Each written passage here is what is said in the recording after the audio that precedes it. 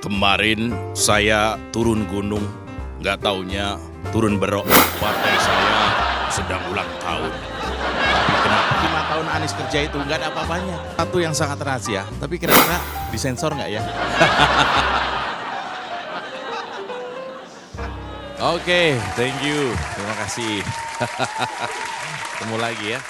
Ya, nggak ada habisnya strategi kampanye Anies untuk menaikkan elektabilitasnya yang nggak naik-naik tapi malah cenderung turun. To the point ya. Dan sayangnya strategi itu terkesan kasar.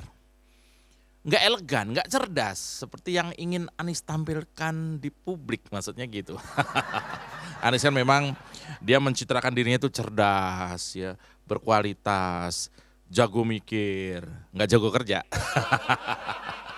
Ya nggak habis akal untuk membangun citra untuk menutupi kebobrokannya sendiri.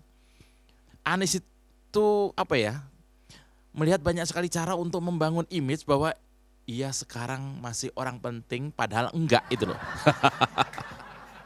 Bahkan sampai numpang-numpang lewat panggung KTT G20 atau G20. Sampai akhirnya terungkap bahwa ada kebohongan besar Anies Baswedan yang mengaku bahwa dirinya itu adalah tamu kehormatan di G20. Ya, soalnya ada kalimat klaim sepihak itu membuat bahwa Anies itu mendapat panggung dalam pertemuan akbar tokoh dunia. Nyatanya si mulut besar ini, si Anies Baswedan ini hanya jadi pembicara di event kecil sampingan. Ya, si Anies ini hanya bisa perform atau pidato di sebuah acara, dia jadi pembicara di acaranya Bloomberg. Kegiatan ini merupakan salah satu side event sampingan, nggak penting-penting amat di event G20 dan B20 di Nusa Dua Bali. Nah, meski omong kosong Anies ini bersikeras bahwa dirinya cukup mendapat perhatian dari jajaran petinggi hingga tokoh tingkat dunia dalam acara itu. Baca Twitternya deh, lucu banget. Dalam pengumumannya di media nih, padahal nih ya, Bloomberg itu menuliskan seperti ini tulisannya. Yang artinya siapapun bisa menjadi pembicara dalam acara sampingan G20 tersebut, baik yang berprestasi maupun tidak.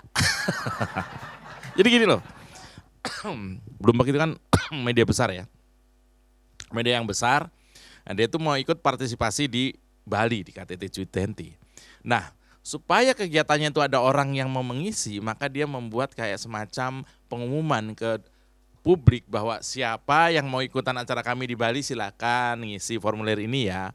Berprestasi boleh enggak juga enggak apa-apa, nanti kita cek, kalau oke silakan datang. Gitu kira-kira begitulah. Nah, Anies ini ngisi formulir. Dan di ACC karena memang udah berapa kali ya. Bahkan politisi Ruhut Sitompul itu sampai ngomong soal ini. Dia bilang begini, dia tuh membeberkan bahwa Anies Baswedan itu bukanlah serta-merta diundang oleh media kelas internasional, seperti itu enggak. Melainkan ada proses di mana Bloomberg jauh-jauh hari telah membuka peluang pendaftaran bagi siapapun yang ingin hadir sebagai pembicara nantinya. Itu yang saya sampaikan tadi, maksudnya di situ. Nih, lihat nih, cuitannya Ruhut sadis banget. Ngeri ya bahasanya ya. Aduh, si Le ini kurang ajar, kata-katanya sadis. Nah, soal bagaimana Anies Baswedan akhirnya bisa diterima atau keterima oleh Bloomberg menjadi pembicara, sempat juga dipertanyakan oleh Andi Sinulinga dalam cuitan akun di Twitternya. Seolah-olah Andi Sinulinga ini, padahal dia itu pendukungnya ya, seolah-olah dia itu bertanya secara satir, padahal maksudnya sih memuji ya. Dia bilang gini, kok bisa ya Anies itu ketemu Dubes Amerika Serikat, itu kata si Andi Sinulinga, di sela acara-acara G20 Bali, dijamu makan segala. Itu kata Andi Sinulinga lagi di akun Twitternya. Iya, bisa aja nih ya tim Hore ya. Padahal setelah ditelusuri, setelah dicek, ini masih ada kaitannya dari Anies Baswedan pernah bersurat ngemis sumbangan pada Bloomberg saat masih menjadi gubernur dulu. Surat yang ditulis kepada Bloomberg Philanthropies itu sempat viral di media sosial ya, searching aja. Bloomberg Philanthropies itu adalah sebuah organisasi payung amal milik Michael Rubin Bloomberg. Jadi Bloomberg itu nama orang ya, yang mencakup yayasan keluarga Bloomberg. Di Bali kemarin, Anies cerita soal keberhasilan dia di Jakarta. Iya, saya ketawa kalau Anies cerita keberhasilannya di Jakarta. Pasti pidatonya ya pendek banget ya. Tapi dipanjang-panjangin, biar kelihatan pinter. Tapi kok nggak kedengeran media yang mengutip ya? Oh ya pasti ya minimal yang ngutip paling ya media Indonesia atau Metro TV. Ya, Anies ini ngeklaim bahwa dirinya berhasil bikin Jakarta apa istilahnya menurunkan emisi gas rumah kaca hingga 26% tahun 2020 katanya. Angka itu diklaim bahwa melampaui target penurunan 30% pada 2030. Yang mana jagat medsos sangat ramai posting soal kabut asap yang menyelimuti ibu kota saat terpantau dari ketinggian gedung perkantoran. Jadi ketika Anies ngomong soal udara Jakarta makin bersih itu netizen nggak jawab dengan kata-kata, cukup dengan foto. Foto Jakarta masih berkabut, bukan kabut, itu asap polusi. Ya jadi Anies ini nganggap G20 itu punya peran yang menentukan dalam upaya menghadapi krisis iklim. Sehingga diperlukan integrasi vertikal antara pemerintah nasional dan pemerintah lokal dalam upaya menekan emisi gas buang. Itu ceritanya. Pokoknya dia ngoceh-ngoceh lah nih. Ini mantan menteri ini ngoceh-ngoceh di sana soal iklim katanya. Nah, di kesempatan itu yang tidak luput dari perhatian netizen yang cerdas itu adalah ketika Anies menjemput Duta Besar Amerika Serikat. Keren kan bahasanya? Anies menjemput. Waduh. Wah, ini Pak Dubesnya namanya Ambasador Sung Yong Kim yang malah membuka perdebatan netizen. Bahkan ada yang sampai menyebut bahwa Anies selama ini adalah kacung Amerika untuk Indonesia. Aduh, kena batunya lagi ya. Sampai dibesar-besarkan berkesempatan dijamu oleh Duta Besar Amerika Serikat.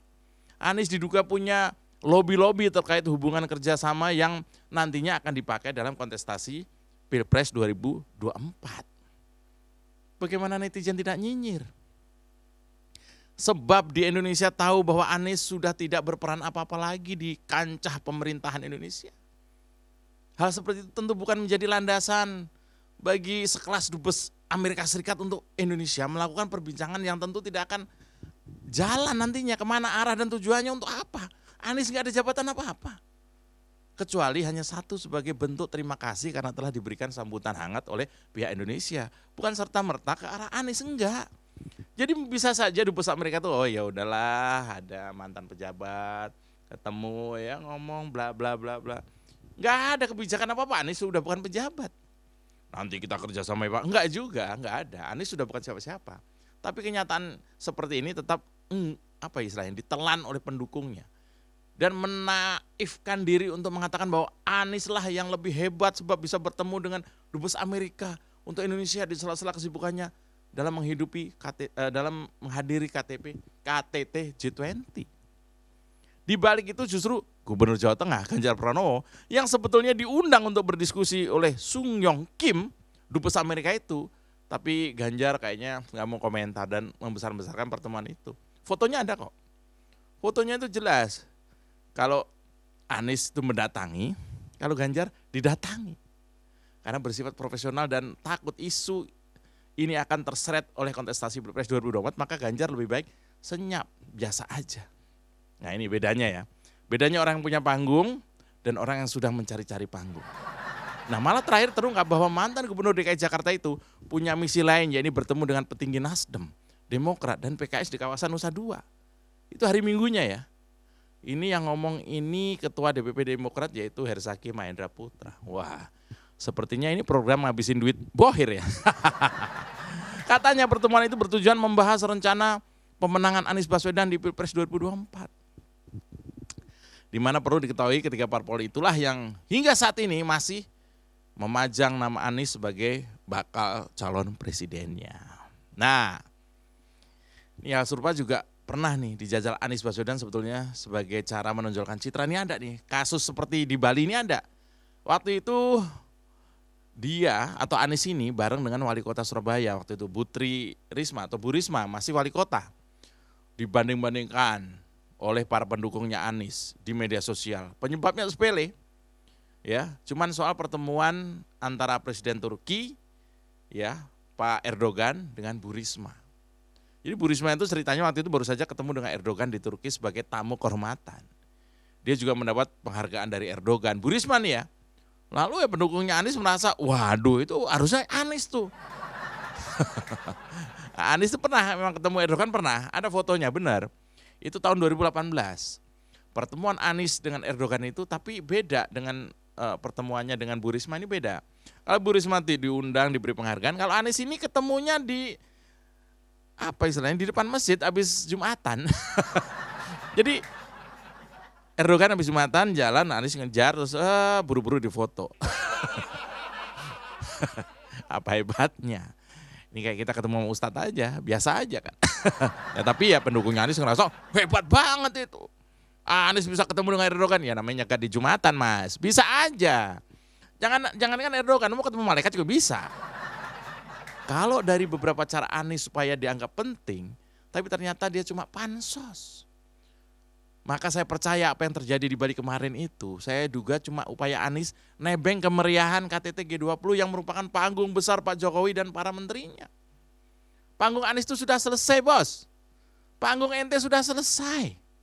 Dia bukan siapa-siapa lagi, Anies cuma capres dari Nasdem yang sekarang kelabakan karena seperti membeli capres dalam karung. Kucing dong. Ya, Anies lagi kebingungan cari panggung. Kalau nggak ada, dia buat. Kalau ada hajatan gede-gedean, dia berusaha tampil atau mohon supaya ditampilkan. Itu Anies. Kemarin beredar video ya, ketika Anies tuh naik pesawat dan sudah membawa tim dokumentasi di belakangnya.